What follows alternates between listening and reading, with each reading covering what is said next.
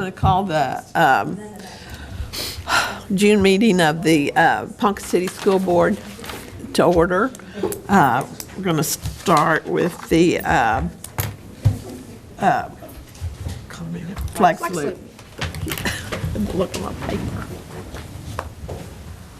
I pledge allegiance to the flag of the United States of America and to the republic for which it stands, one nation, under God, indivisible, with liberty and justice for all.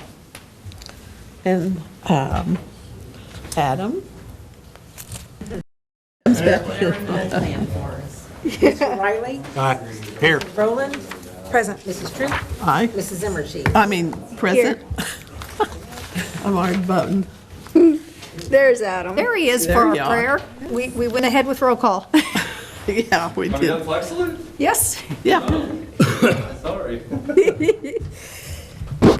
Okay, if you'll join me in prayer, please. Heavenly Father, we come to you today asking for your guidance, wisdom, and support as we begin this meeting. Help us engage in meaningful discussion, allow us to grow closer as a group, and nurture the bonds of community. Help us continue to guide Ponca City to a position that nourishes and grows our children. Fill us with grace as we make decisions that might affect the students, staff, faculty, and friends of this district. Please know that all that we do here today, all that we accomplish, is for the pursuit of truth, for the greater glory of you, and for the service of humanity. We ask these things in your name. Amen. Agenda is public comments, and we don't have any, so we're going to move right on to the superintendent's report with potential board discussion. Okay, the first thing that I want to talk about is provide a safety update with the and then the mass shootings that have been in Oklahoma as well. So I'm going to give you just an update of some safety protocols that are already in place with PCPS and then what we're going to do to improve moving forward. I have met with the chief of police, with the sheriff's department, and we've kind of got some joint ventures working together. So it's fine arts and a fine arts secure corridor.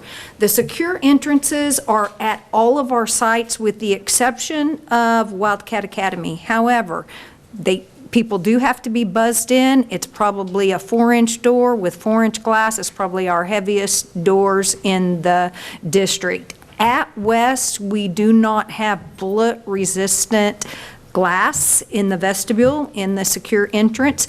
We do have a lobby guard there.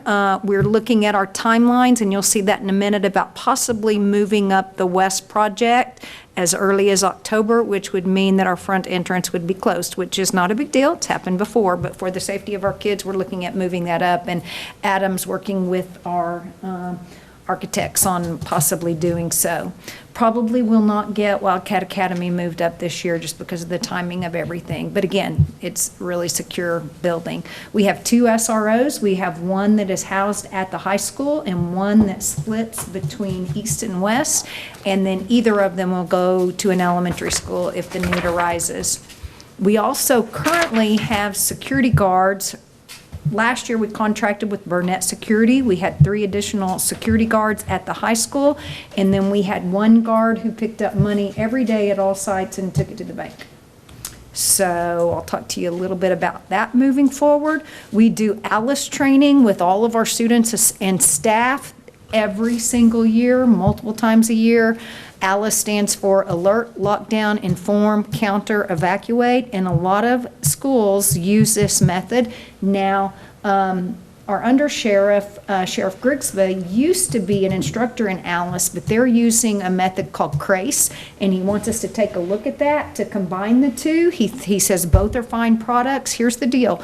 All of our kids and all of our staff who are returning are very familiar with ALICE training, so we're not going to move on that just yet, but we're willing to explore how those compare moving forward. We also have badging for all staff and secondary students, and we have all outside doors locked with the exception of the secure entrance. That's our policy right now, and I'll talk to you about how we're going to enhance that. We also contract with PCPD officers so that we have officer presence at large events. And there's several officers that are listed that we have POs for. It's who is available. It's not always our SROs, but any sporting event or concerts, we just typically have one officer that we contract with, but large sporting events, we typically have two. Something that we are going to implement next year is the rave panic button. And let me talk to you a little bit about the rave panic button. It was purchased by the State Department of Education for all public schools to utilize. So this is no cost to the district. We do not have to have an agreement with the State Department. It's been out there for several years. Actually since 2019, we just had to opt in or opt out. And several schools did not opt in just for the simple fact of setting it off accidentally. But in the big scheme of things, okay, I think our public will forgive us if it's accidentally set off. This is to install on all staff phones. Let me make this clear. This is not for students. This is not for parents. And we will install the app on all staff phones. It has 5 icons, and you can see what the panic button looks like on your phone. It is installed on my phone, and the 5 buttons are active shooter button, fire, medical, police, and then just 911 others. Are they on cell phones or regular phones? Cell phones. It would have to be on a smartphone, and I will say that some of our staff do not have smartphones. So those buttons are all on there, and we'll have to do training. If you'll notice down in this corner, there is a feature called Staff Assist that schools really like. It's how schools can communicate with each other. So if it's just an issue at Trout people can communicate what's going on, what to do, lockdown. If it's a medical emergency, our nurses can be tagged on that as well. It will have geo-fencing of all our properties, and I will show you what the geo-fencing looks like, the screenshot, and what the police officers will see. Now, when I say police officers, it includes our first responders. It includes PCPD, K County Sheriff, EMT, fire. The layout of the building or campus can be uploaded for use by the first responders within the app. And it has several safety features. So you can see the bottom screen is what it looks like when you first activate, when you hit the panic button app. You have to slide to unlock, and you have to press and hold for 1.5 seconds for any of those icons to call fire, ambulance, or 911. Now, here's a big safety feature. Our employees are a little panicked about that. I sent our employees an email, and I got quite a few responses. Well, what if my 5-year-old sets it off? Here's the thing. It cannot be implemented. They cannot use the panic button unless they are in the geofencing of our properties. So last night, I actually hit my panic button and pulled up. I didn't hit the 911, activate 911. It's not activated anyway, but it said I couldn't because I was at my house and I am not in the geofencing of one of our properties. So Back up a minute. What are you going to do about the staff that does not have a smartphone? yep, it's going to be a problem. I mean, I don't know how many we have. It's just another tool in your tool belt. how many? I said, I think it's just another tool in your tool belt.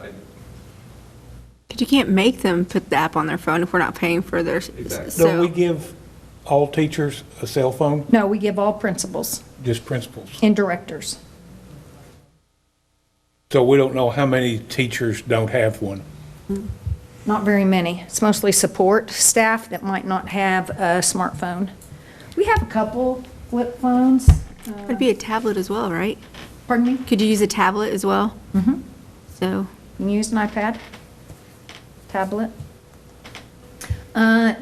Chief Bohan sat in on the training with us, and he thinks it's a great tool. He was a little concerned about activating. It's going to take education and training when to activate the panic button, and we'll explain it to our people. But the 911 call center will install the Rave panic button app as well. And he has met with, it's a retired sheriff. His name is R.B. Hoff, and he has visited with him as well. And the Rave panic button app will be installed on our 911 call center.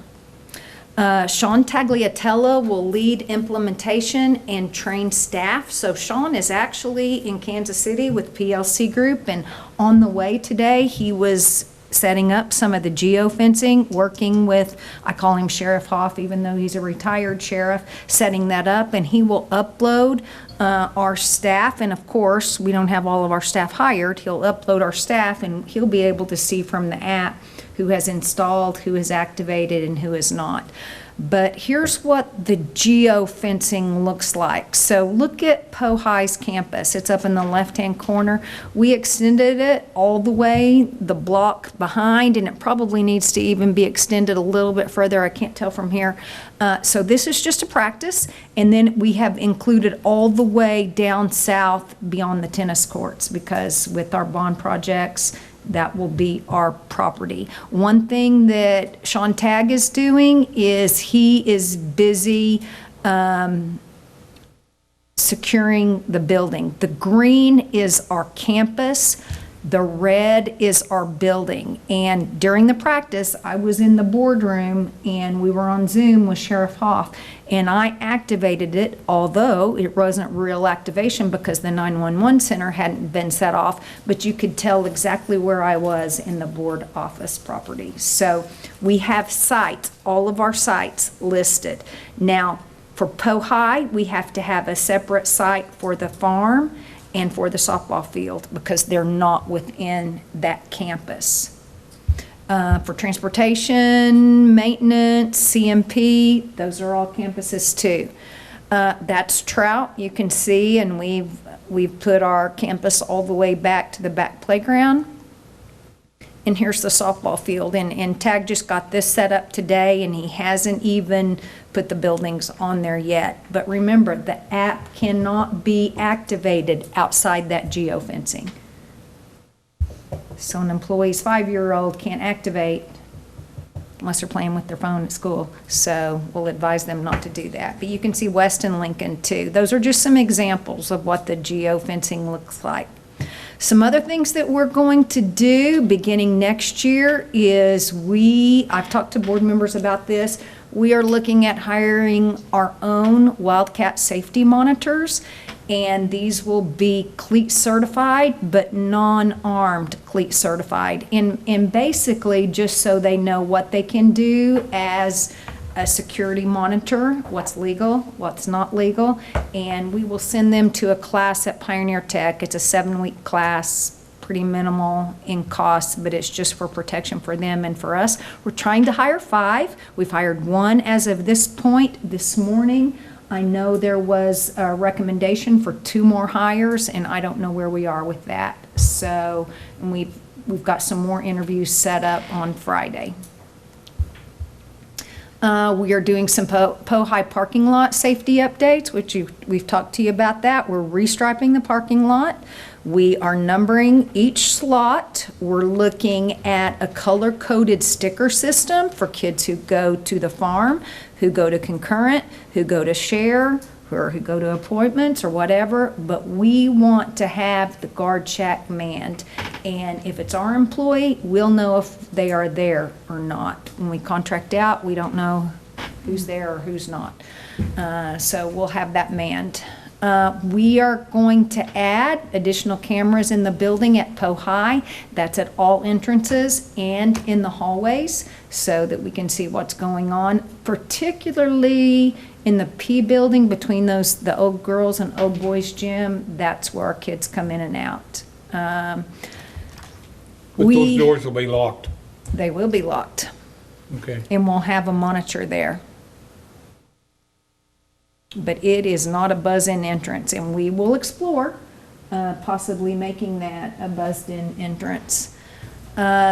We are installing the Halo chemical and noise detector in all bathrooms at the secondary sites. You know that East was our pilot, and you all have already approved that contract for those to be installed at the high school and at West. Our principals are already working on a monitoring system to ensure outside doors are locked. Today, in my office, I told Betty, I said, Betty, my door is not pulled tight. With the humidity or with temperature changes, that happens. So we are all developing a monitoring system to make sure our doors are locked. Here's another thing we're going to do. We're going to train our kids not to open the door for anybody, even if you know them. So a lot of times I'll have my key and a kid will know me and will open the door, and it's going to be, no, do not let me in, do not let your parent in.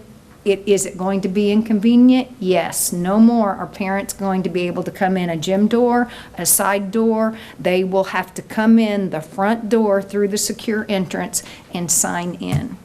So it will be an inconvenience, and I'm sure it's an inconvenience we'll all agree to have. We are going to do continued monitoring of our equipment to make sure that our lobby guards are working. Oftentimes we'll get a tracket that the lobby guard's not working, so Adam's going to get someone on a rotation to monitor that equipment. No entrance for events at sites with exception to the front door. Let me just give you an example. We had the pre-K graduation at Washington Pre-K. It was in the gym. Parking's on the east side. The gym door is on the east side. We were standing there. We knew which parents were coming in, but from now on, they're going to have to walk around and go through the secure entrance and sign in. Are there any exceptions for ADA? Yes, in all of our buildings are ADA compliant, so especially through the front entrance. Parking. They're not so much on the east side of Washington. For family events like bingo or for the graduations, sometimes we can get stacked up signing in. We'll just have tables. Once the parents have lobby guard through, or we know there are our parents, then they can sign in once they're there. Principals have already been informed. Chief Bohan and the K County Sheriff are going to visit with all of our staffs. They're going to plan a training for us just on situational awareness. Not so much we know what they're going to do when they come in, or our returning people do, but that's one thing that they think is very important. Just be situationally aware, and since those events, even when I was at the beauty shop, I watched everybody who came in and what they had in their hand. Someone was walking by the board the other day with something in their hand. It was a pop can, but I was situationally aware and realized what was in their hand. And I think that in this day and age, we have to be situationally aware. So they're going to teach us some strategies there. We are going to ensure all staff, guests, substitutes, and secondary students wear IDs. Now, we say that we do that, but not always happens during in-school. So we're really going to focus on that. We're going to create some guest badges and some substitute badges. A lot of times people walk off with them, but HR is working on that now.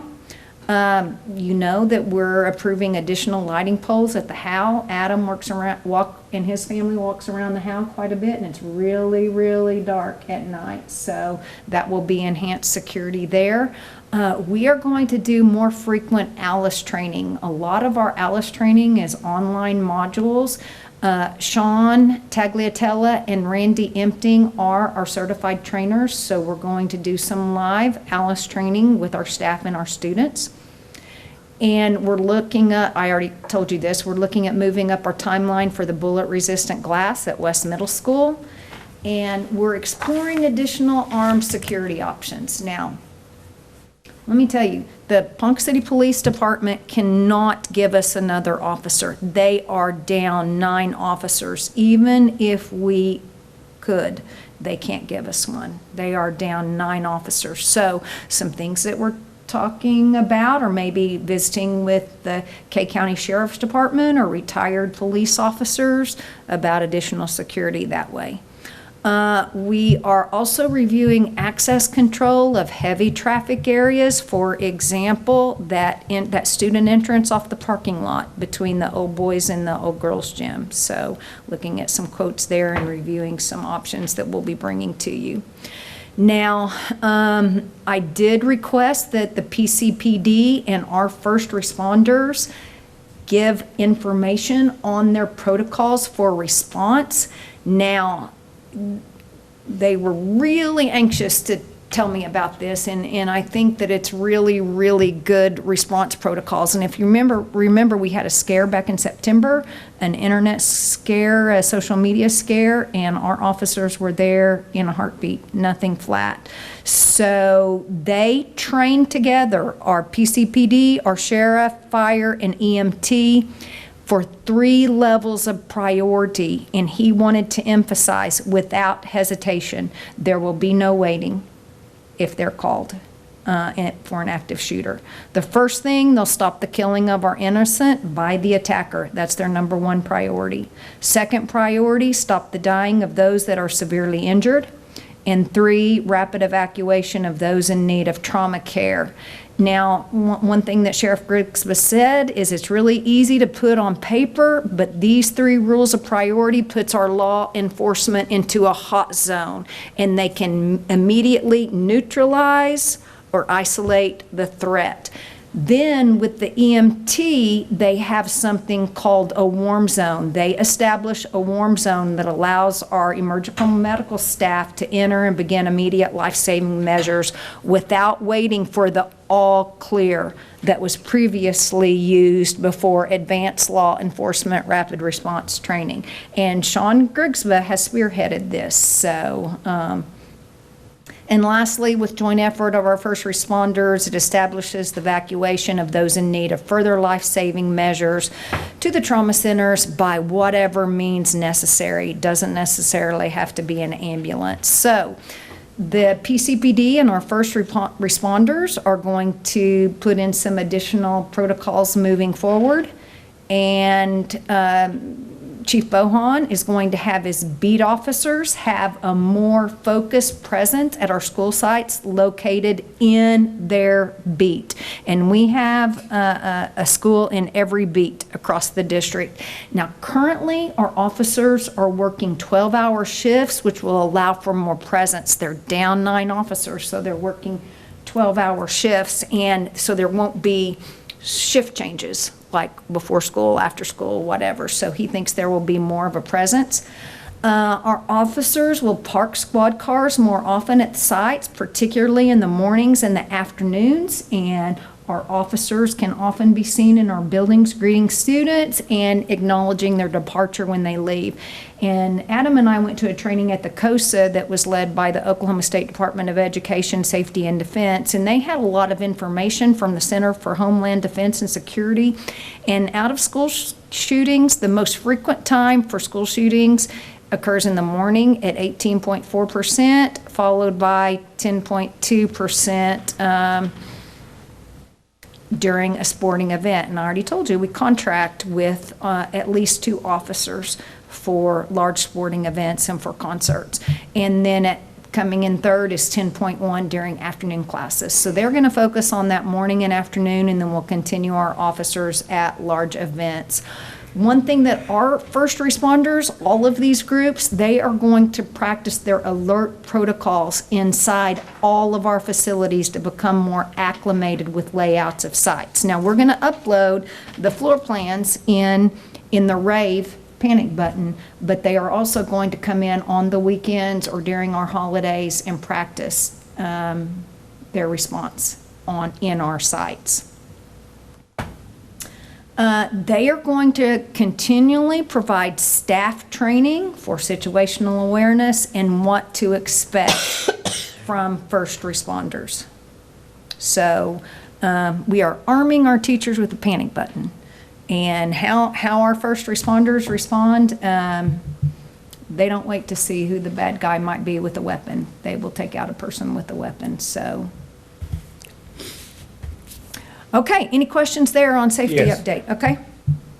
Weight room, Robson, and football dressing room. Have to be locked. And do the students have to IDEC in or check in? Students don't have to, no. But they have to wear their badges. They have to wear their badges. And typically, So those doors will be locked all the time? they are moving forward. Okay. Typically, there has been a door open at Because they're, Robson. I they're know, wide open right now. I know. A lot of kids like to go to the restroom in Robson, but it's going to be locked, so. So the weight room will be treated like a classroom, but it'll be locked the whole time? But will classroom teachers' doors be locked? Yes. But they'll unlock it just before each class period? Yes, and it's going to be a problem, because kids are in and out all the time, but it's something that we have to be vigilant with and diligent about, and what gets monitored gets done. In our we had a meeting just after the Uvalde mass shooting, and our principals are ready and they know what to do. So they're working on plans now, and then when they return on August 1st, we've got some training planned for them just on situational awareness and noticing students who could be potential threats and de-escalating issues. And we attended a training from the State Department, and oftentimes good intentions result in escalating bad behavior. So when is all this going to go into effect? When school starts. Well, already should be in effect at the weight training facility, but I have not monitored that. I know they've started, so, Football locker room's not being done right. okay, we will get on that then.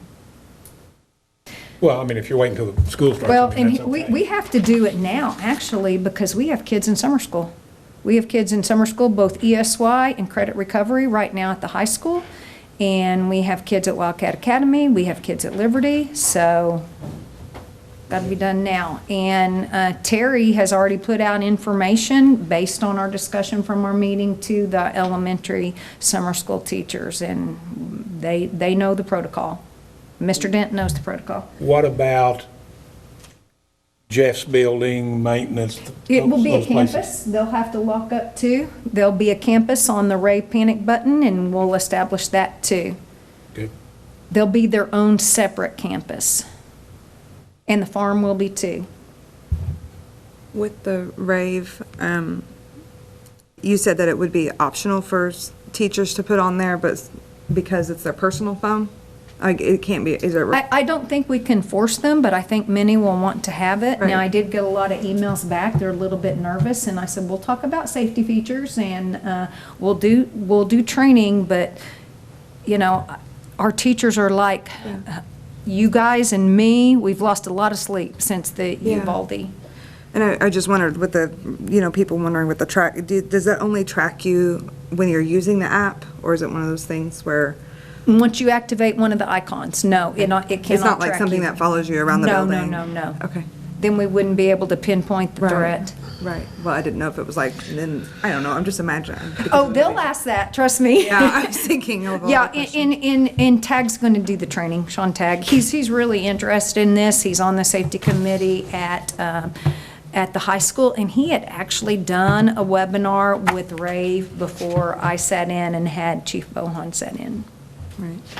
And then with the signing in, you had said that at every event they'll have to sign in, so I'm just thinking like morning assemblies and things like that, so. Morning assemblies, and we've already talked to our principals about that, and that's Probably another way. notifying the parents as early as possible, I think, on that one, because Yeah, that's we going to be. will. We're going to put out a press release, but we wanted to let this pass for a bit, and I wanted to I think share that this. you're right, though, they'll be, it's a necessary, Now, I will tell you, Sheriff Hoff did say there was an accidental alarm at Lawton Public Schools when they first implemented. It was during the training, with the whole school training, and somebody set off the panic button, and of course, there were no kids there, it was preschool. And I think the superintendent was really embarrassed. I just told Sheriff Hoff, hey, our public's going to forgive us if we have an accidental set-off. I think there's been two accidentally, and Chief Bohan agreed that the chances are remote. How will use of facilities play with this? Well, our staff that are in the facilities can set off the rave panic button, but if they're not But I staff, mean, they as far as can't. doors locked, et cetera? We'll have to. So basically, use of facilities should follow the same procedures as daytime classrooms. They should. Now, I will tell you, we're not going to be able to lock the door at Robson on game night. and we're not going to have people sign in at game night. We'll Well, have, that's where I was going with that. yeah, and there's no way we can have people sign in at Solon Stadium, and there is no protection there anyway. So if it's a public event, we're talking about the confines of the day and Instructional school day. events. Or when student council meets at night, Sure, exactly. things like that. It would be That's a the school same event. As daytime. Okay.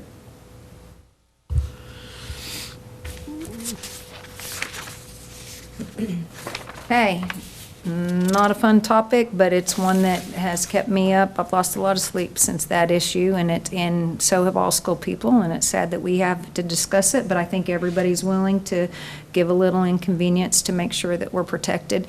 The day that we met with the principals, you know, we all can name situations and where there was a door not closed. I see my side door is just not pulled, you know, and that was just due to the humidity. So there are going to be situations in which that occurs, so we'll just have to monitor.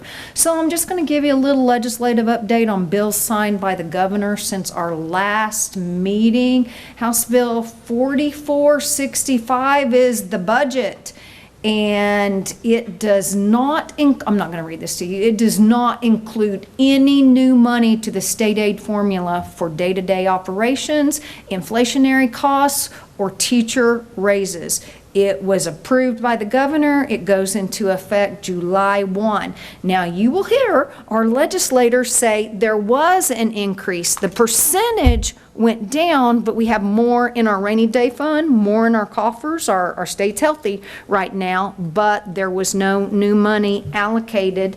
They say around 17 million, but it worked out to 1.5% increase, and the 17 million is largely going to offset the rise in costs of our employee health benefits that the state pays for. And you know, those benefits go up too, and if we had to pay our portion, that would hurt. We're glad we have those benefits for our employees. It's one of our draws for our employees. So we're thankful to have that. Now, the education department asked for a 4.1 million increase to 19.1. It's going to the SDE. It's their largest increase that they've had. It's a 27% increase, and it mirrored what the agency requested. They can't get employees. Their software is antiquated. They do need it, but we need money in the state aid formula too. Here are line items. I'm not going to read those to you.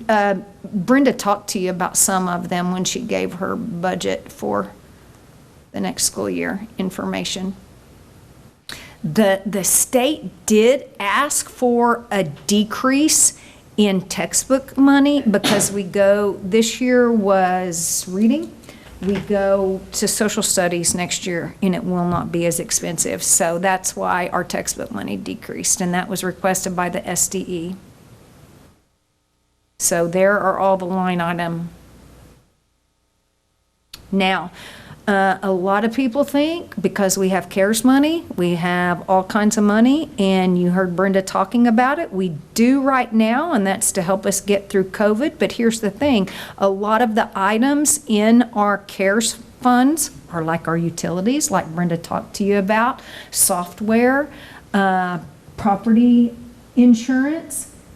Okay, after 2024, CARES funds go away. So that means we pull those costs back into our budget. That's why we are going to build up that general fund so that we will not fill those items going back into the general fund. So even though it looks like we have a healthy fund balance, and we're going to be taking on some more costs after fiscal year 24. But we will be prepared to take those on without losing money, without running out of money. That's the goal. Thankfully, they got a waiver on those limits that we can carry over. All right, so this is one that I've been talking to you about. It's Senate Bill 615. It's commonly known as the bathroom bill. It started out as a bill where counselors had to let parents preview the curriculum for anything that they may talk about students with, gender identity, sexual behavior, whatever. Now it's basically morphed into the bathroom bill, and it requires all students to use the restroom as correlated to the gender on their birth certificate. And there are penalties to this. We have to provide a single occupancy, a family-style restroom. We have to make a reasonable accommodation. How many do we have at the high school, Adam? 4? Yeah. 4 family bathrooms at the high school, and that we have one at every site that we can use. So that's the reasonable accommodation that we have to make. And if a school district does not follow this, there will be a 5% reduction in their state funding for the fiscal year following the non-compliance, and boards have to set a penalty, a consequence for students violating that. And that will just go in our policy. It'll just be added to our policy, and when we do policies, we'll add that to that. So that went into effect May 25th, so it's already into effect for summer school. House Bill 3564 is the higher ed scholarship program to help us recruit teachers, and I've talked to you about this before. $1,000 for their first 3 years, $2,500 for their 4th year, and then $5,000 a year for 4 years. And it can only go to an Oklahoma high school graduate, and they have to stay in Oklahoma to get this. And here's a little caveat too, as funding is available. But this money goes directly to higher ed. We don't see this to help us with teacher retention. And again, this is on down the road. We need it now. We also have House Bill 4388, and this is, in Governor's State of the State address, he talked about 6-figure salaries for teachers, and this is the Teacher Empowerment Revolving Fund. And schools can establish advanced, lead, and master level of teachers. So this requires any money over $60 million in the lottery fund to be deposited in this revolving fund. And it's going to be first come, first serve. And districts have to match. Now, if the state runs out of money, the district only pays the matching portion. And there are some caveats here. So here's how much the certificates would increase salary. And there is criteria. There has to be, and here's some more information. If a teacher works in a school district with enrollment of at least 40% economically disadvantaged students, and we do, or a school district with enrollment of fewer than 1,000, if they become an advanced lead or master teacher, they get a one-time payment for that certification. Also, to identify these, they're identified by the school, and the teachers will have to apply. There will be a teacher observation component, and there will be a student performance component. And it can be one of our formative assessments or our state testing, but the teacher has to show that they have made growth with their students and have to have a certain percentage on their observation. So we're still working out those details, so we'll bring that to you. And we have to release teachers for an additional 5, 10, and 15 days, depending on their certificate, to go to training. Now, we don't know about this training. The State Department hasn't given us any guidance. We don't know if it's SDE cohorts or what, but we will keep you informed on that. So here's our staffing update. Open positions as of today at 3:15 p.m. Secondary or the district, we need SPED at Wildcat Academy. And likely what we're going to have do is have someone carry those files for us because there are no SPED teachers. And if I heard anything at the COSA conference from other superintendents, it's what are you doing about SPED teachers? None of us know. There are no SPED teachers. We need math at Poe High. We are watching our numbers for that, advanced math. We need social studies at Poe High, possibly a coach. If we don't hire a coach who needs that social studies, we're going to cut that position. Okay, so it's just out there right now. Computer science at West Middle School could possibly be filled by a coach. We need SPED English at West Middle School, and we just got that resignation over the weekend, and that's another one we're going to have to get creative on filling, and the state's going to have to help schools. There are no special education teachers. We need a head baseball coach at Poe High, and we need head girls soccer coach at Poe High. So got some things in the works on both of those, so teachers could go into one of those positions. As far as elementary, when I was working on this, I had to go back and look at my agenda because it seems pretty low. We just need a third grade teacher at Garfield. We need a first grade teacher at Woodlands. And if you remember, the new legislation came out in kindergarten and first, we can only have 20 in the class. We can have 9 over at a site if we have a class size TA. We need an instructional coach at Trout. This is pending filling our elementary positions. New directors or principals for consideration. I talked to you about this last time, but she didn't make the agenda. She's on the agenda now. It's Laura Glowacki, principal at Garfield, on the agenda for consideration. Jarek Kiesbert, Roosevelt principal, on the board personnel report for consideration. And Trout principal Ann Nielsen, and she's on their board report for consideration. The Title VI project director, Sarah Buffalo Head Bell, is on the board personnel report for consideration. We did put out a press release pending board approval, and I talked to you all about that. We did hire a softball coach, Geneva Burgess. We put out a press release today, and she's going by Geneva Nelson. So that I didn't list on here, but we're putting out press releases. There's several on the agenda for your approval. Now, it's Monday night, and a lot of boards are having meetings tonight, so we'll see what happens tomorrow. Rumor is we're getting a couple tomorrow, but it's just rumor. Any questions? Okay. Okay. Whew.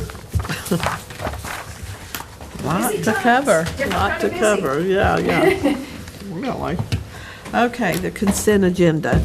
Motion required for the approval of the consent agenda as printed or as amended. Number 1, minutes from the November 9th, 2022 regular board meeting. Contracts and agreements under $10,000. And on the consent agenda, is this where I go with it? Yes. Okay, on the consent agenda, there's several things on there, and most of the things are just contracts that we've had, and we're just renewing them for the next year. These are contracts less than 10,000. Less than 10,000, yes.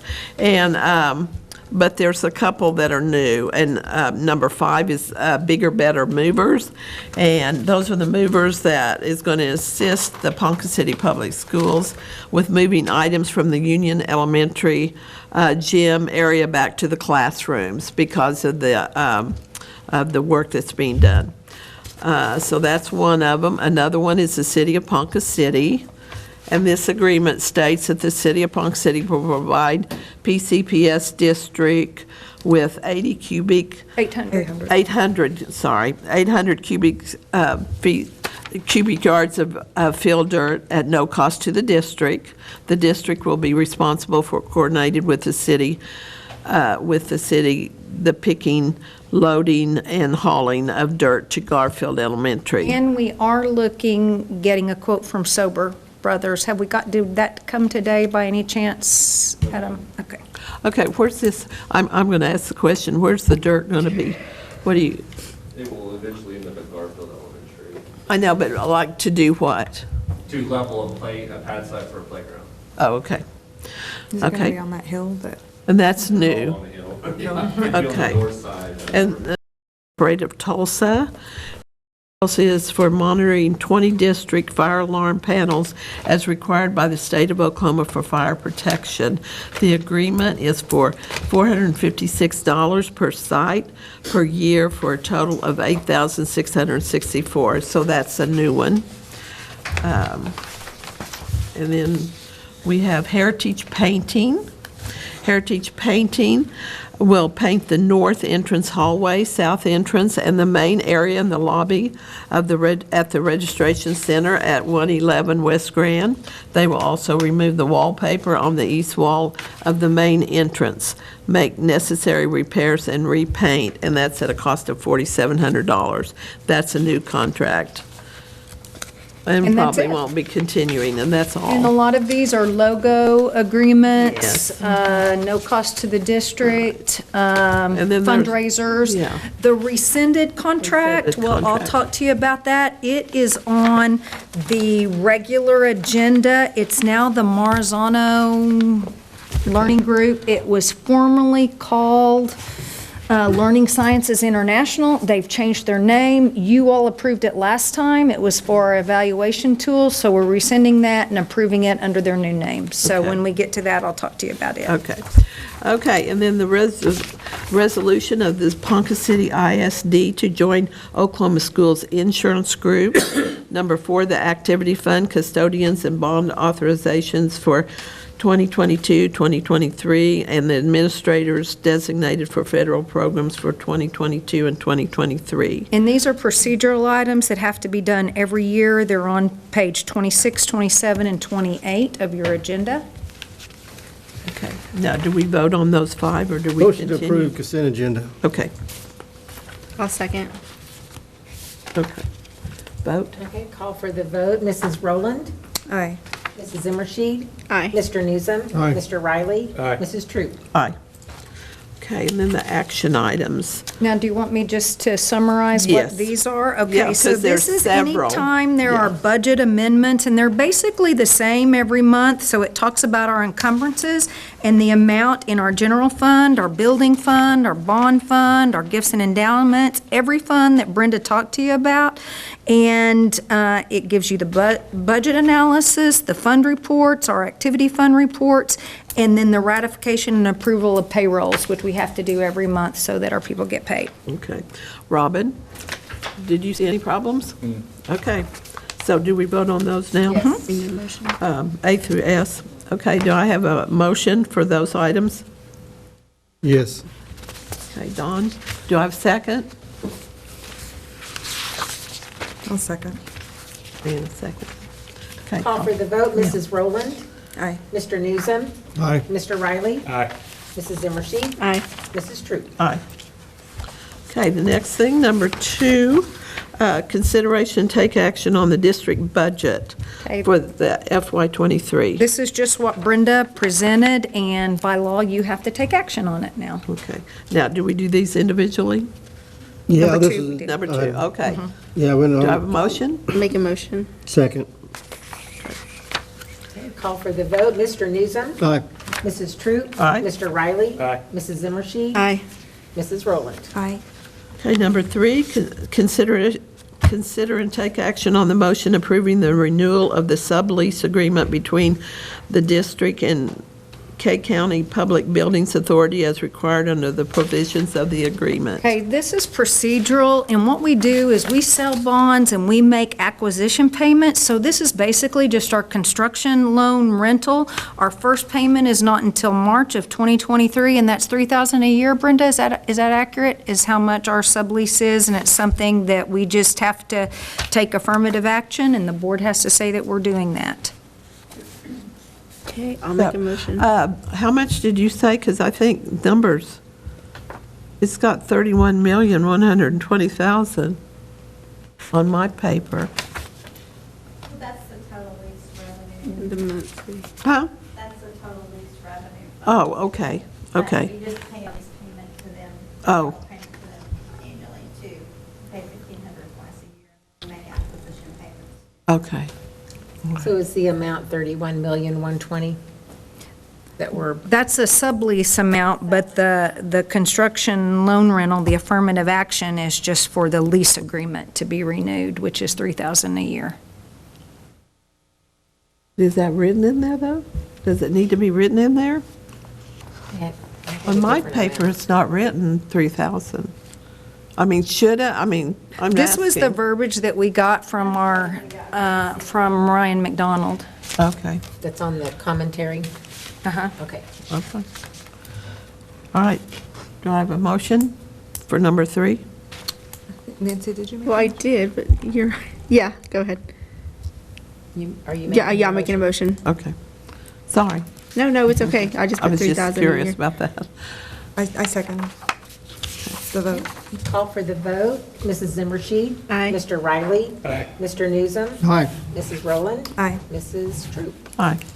Number 4, consideration and take action to approve individuals to act on behalf of the district to authorize payment from the improvement fund of the K County Building Authority Series 2022 bonds. So if the board approves this, provides authorization, it allows Brenda, Adam, or me to authorize payment from the improvement fund of the K County Public Buildings Authority when our CMs turn in invoices.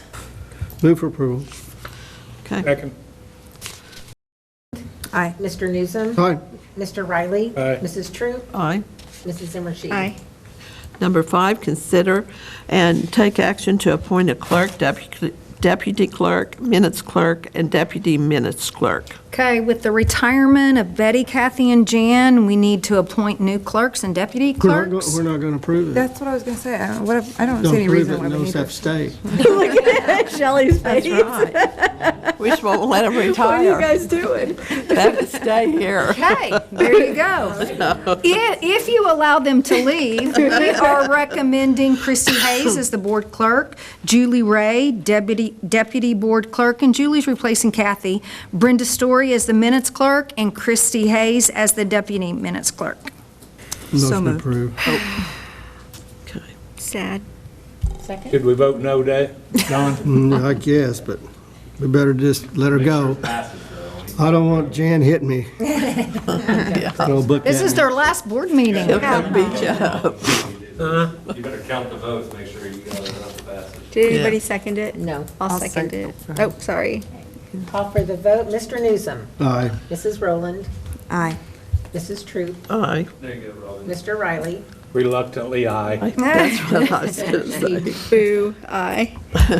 He wasn't gonna go 4-1 on that.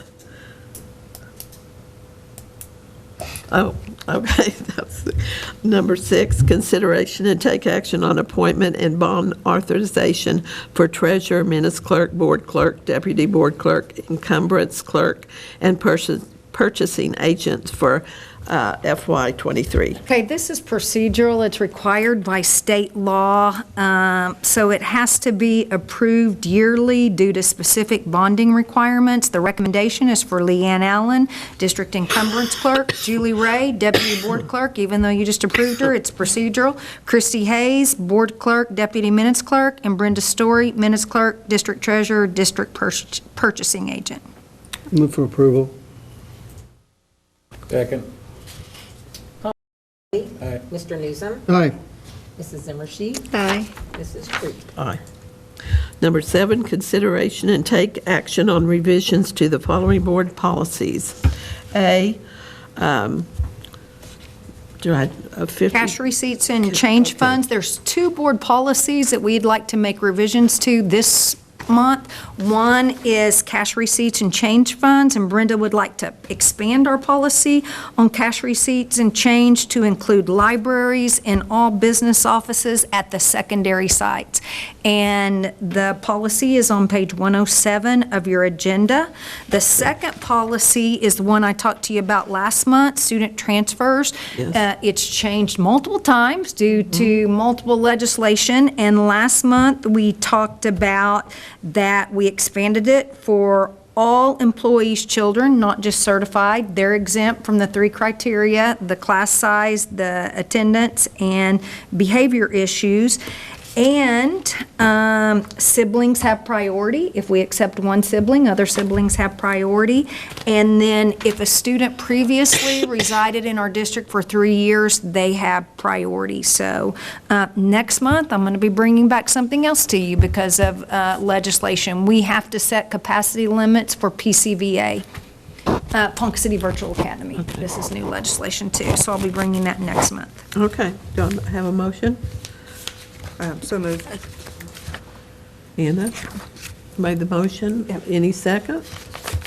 I'll go ahead and second. Okay, call for the vote. Mr. Newsom. Aye. Mrs. Rowland. Aye. Mr. Riley. Aye. Mrs. Zimmershed. Aye. Mrs. Troop. Aye. Number 8, consideration and take action on meal price increases for the 2022-2023 school year. If you'll look in your agenda to page 114, we talked about this a little bit at the special hearing, but there's been a 20% increase at least in all products, and Jeff has recommended proposed price increases. If we have carryover, we do not have to increase, but we feel like we have to. We're going to try to make it as minimal on our parents as possible. We're increasing the lunch at the high school a quarter, breakfast 10 cents. At East Middle School, we're increasing 15 cents to $2.75, breakfast 50 cents to $2. West, we're increasing 15 cents lunch, breakfast 50 cents to $2, and then elementary a quarter for lunch and a quarter for breakfast. So you wonder why the 15 cents, the 10 cents, and the quarter. I wondered that same question too, till we talked about it this morning. But we're trying to get our meals about the same price district-wide. We tried to be consistent. So Jeff, is there anything else that you want to add to that? This is the one thing that we do have to vote on. The federal reimbursement is $7, but it's so small now. Was it about 30,000? It's not a lot. It's kind of annoying that we would do that. But we used to have to increase 5 cents, but they changed the ruling this year. If we had a positive fund balance, Shelley said by the end of December, then we didn't have to do any increase. And I really didn't want to, but things have gone up so much. We really need to, but I want to be equitable. The most important thing is that our kids get to eat. That's the most important thing. And so we want to make it where it's equitable for those families who don't qualify for reduced. Typically, if they qualify for full price or they don't qualify for reduced, they can find a way. So we try to make sure we get that. The most advantageous thing we can do is get as many signed up that are eligible for free reduced. And there's no change on reduced rates for No breakfast or change on lunch. reduced, and that is set by the Okay. haven't control over it. So, but I don't know what the federal reimbursement is going to be this year. I'm just still surprised that we're not. Okay. Do I have a motion? Make a motion to vote on number 8. I will second it. Call for the vote. Mr. Riley. Aye. Mrs. Rowland. Aye. Mrs. Zimmershed. Aye. Mr. Newsom. Aye. Mrs. Troop. Aye. Okay, number 9, consideration and take action on approval of science and mathematics courses for credit taken at Pioneer Technology Center. Okay, this is not the SHARE program. This is for students who take courses. They include the health careers, the biomed programs. If you all approve, students can receive credit with here. There's one error in the commentary. It says the courses follow all guidelines and pass objectives from the OSDE. There are no pass objectives. That should be OAS, the Oklahoma Academic Standards. Now, PTC will no longer offer Biology 2 or ACT Prep. Currently, we have 110 students who take courses either in these health career programs or these advanced programs. We lose no state aid, and Pioneer Tech gets money. However, they receive money that's not in the formula. Why is Pioneer Tech no longer offering biology or ACT prep? My guess is they're struggling with the teacher. Okay, next question. How many kids really take pre-calculus or trig or some of these courses out there? You know, I've got the list and I can provide that to you, but we have 110 kids who take those courses. I don't have it broken Total? down right now. 110 total. Is the high school picking up an ACT prep? We do not have ACT prep, but we are going to offer special classes this year. We offered the Chad Cargill courses this year, or this past year on the weekend, but we're looking at bringing in someone to teach an ACT prep course. Because I think it's something that needs to be offered. Agreed. That's a shame that they're no longer offering it. Isn't that what they use for, instead of EOIs now? Is ACT? Yes. Okay. Do I have a motion for number 9? I'll make a motion. Second. Call for the vote. Mr. Riley? Aye. Mrs. Troop? Aye. Mrs. Rowland? Aye. Mrs. Zimmershed? Aye. Mr. Newsom? Aye. Okay, number 10, consideration and take action on the following contracts and agreements. Now, Okay, there are 25, and you all have had a chance to review them. If you want to ask about a specific contract, just feel free to ask, and I can give you a little bit of commentary, or anybody else can in the room. I've seen them a lot. On item F, did you ever talk to Chief of Police I about did. his major increase? I did, so Officer Tomlinson is out there. Officer Kincaid is about 10,000 more than Officer Tomlinson because he is a sergeant and Officer Tomlinson is not. Now, let me talk to you about this. Our resource officers, he has trouble getting a resource officer to come to us because they feel like they cannot get a promotion. It's a 2-year gig, so they have promoted Marcus Kincaid, Officer Kincaid, to sergeant. So that's why the increase. So we're stuck with whoever they pick, Correct. is what you're saying? Well, I think they have a hard time getting people to be our resource officers. And their goal is to have somebody for 2 years because, and this is what Chief Bohan says, there's different skills when you're an SRO and a beat officer too. So you don't want to cross those skills. So you don't want to get so accustomed to But being a beat officer. does an SRO become a beat officer in the off months of the Yes, summer? or on the holidays, yes. They're both working a beat now, and when we're on spring break, they work a beat, and Christmas break, they work a beat. When we were on distance learning, they worked a beat. I like that they do it for the 2 years. It helps the site and the students be familiar with that base and feel comfortable. I don't have any questions. I make a motion to approve all I second that. A to Y. yeah, there's a lot. A lot of these are continuing, aren't they, kind of? A lot are repeat? continuing, yes. Okay. Okay, call for the vote. Mr. Newsom? Aye. Mr. Riley? Aye. Mrs. Zimmershed? Aye. Mrs. Rowland? Aye. Mrs. Troop? Aye.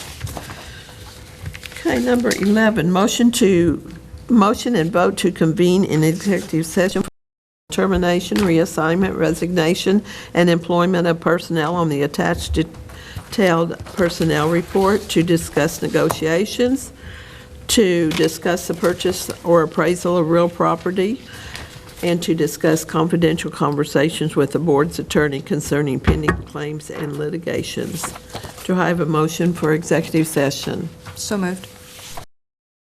Okay, call for the vote. Mr. Riley? Aye. Mrs. Rowland? Aye. Mrs. Troop? Aye. Mr. Newsom? Aye. Mrs. Zimmershed? Aye. Okay, will you pull up Okay, the do I vote? bang this? At that time, Do I bang go this in. now? We are in executive session. Jason, I think, Oh, sorry. Bringing our meeting back to order. We're returning to open session. Recital by the board president. The minutes of executive session were kept by the board minutes clerk and will remain confidential. Number 14, consideration and take action on recommendations for termination, reassignment, resignation, and employment of personnel. Do we need to do that? Do we have anything? Okay. yes. Number Move for 14, approval. do I have a motion? Yes. Dawn, and the second from Nancy. Mrs. Troop? Aye. Mr. Newsom? Aye. Mrs. Rowland? Aye. Mr. Riley? Aye. Mrs. Zimmershed? Aye. business. Okay. Do I have an motion to adjourn? Let's adjourn. Second. We're gone. Remember, we can just get up without We can saying just get up anything. and go. All right. Get up and Do I go. whack this again? Sure. Meeting's over. Meeting's over. Anyways, he didn't, he